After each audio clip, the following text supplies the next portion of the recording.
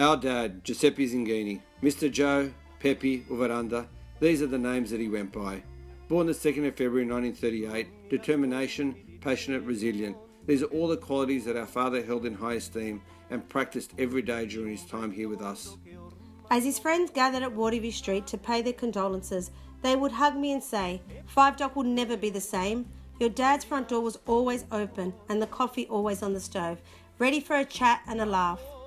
He saw a lot during his lifetime. Growing up during World War II, running around with no shoes and lack of food made him appreciate everything he ate for the rest of his life. Uncertainty in his hometown in Calabria, and with his love for adventure, he set off to Australia to start a better life. He arrived here in Sydney on the 2nd of November 1958 on the Sydney, and always spoke of the friends, the dancing, the card games while on board. Dad always made things look easy, moving to a new country with no money and not being able to speak the language, but he always saw the positive. From his first day in Australia, Dad worked hard, not just his day job, but also part-time gardening jobs as well. If there was $1 to be made, Dad was there. In 1964, after 2 years of writing letters to each other, Dad returned to Italy to marry our mum, Angelina. They celebrated 52 years of marriage, and while ill in hospital, she slept each night and never ever left his side. In 1967, Mum and Dad bought their first house in Five Dock, where they settled and still there today. Dad's two main loves were travel and family, so they saved up to visit Italy and America, a trip that they would never forget. We'd often watch our 8mm films and spoke about our family holidays. In 1975, I was born. He loved me and he always gave me what I wanted. I was cheeky, but that's because I was just like my dad.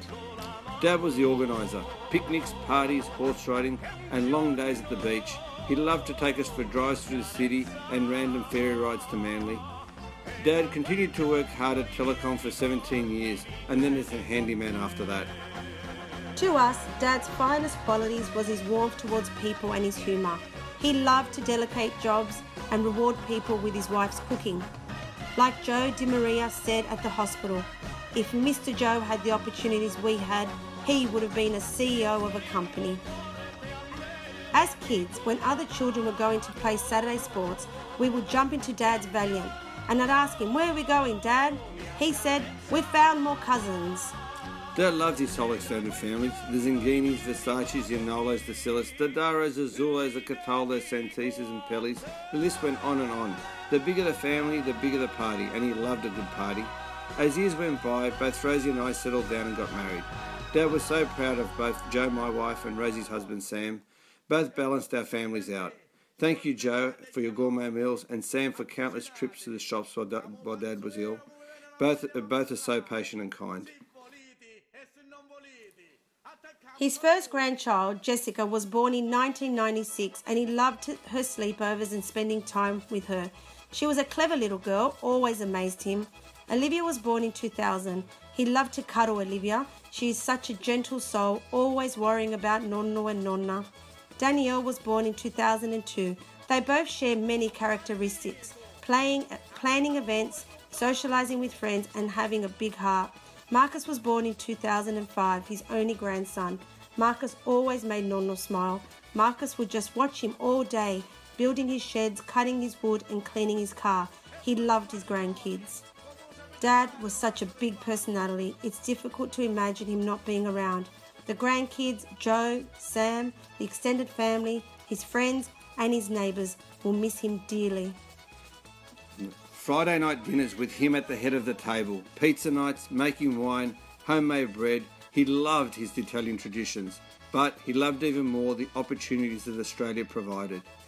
He was so happy just 2 days before he passed that he was able to have some of his favourite food, a meat pie for breakfast and fish and chips for dinner.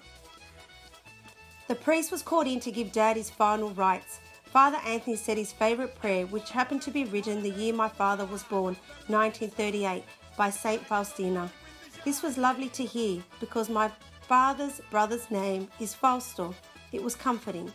We sat with my father in his last moments, telling him stories, and we also played him his last tarantella. In the final hours of our dad's life, the strength to cope came from others around us and our faith. Our cousin Steph flew 24 hours from Holland straight to the hospital to be by Zill's side. My dad was so happy to see him and enjoyed his last conversation. The next day, he sat by his side with us and was there at his passing. The staff at Chris O'Brien Life Home were extraordinary. The facility, the staff, and the commitment to families caring for their sick ones. Special thank you to Dr. Natasha, Dr. Michael Boyer and his team, and Angela, the counsellor, that connected with my father, bringing him salami to make him feel better and positive. Thank you. We love you, Dad. You will always live in our hearts and smiles. As we gather here today to remember and commemorate your life, let us bid you farewell. A lively, delightful soul, a soul that brought joy and fulfillment to many, and those legacies will live on forever. Proposti Papa.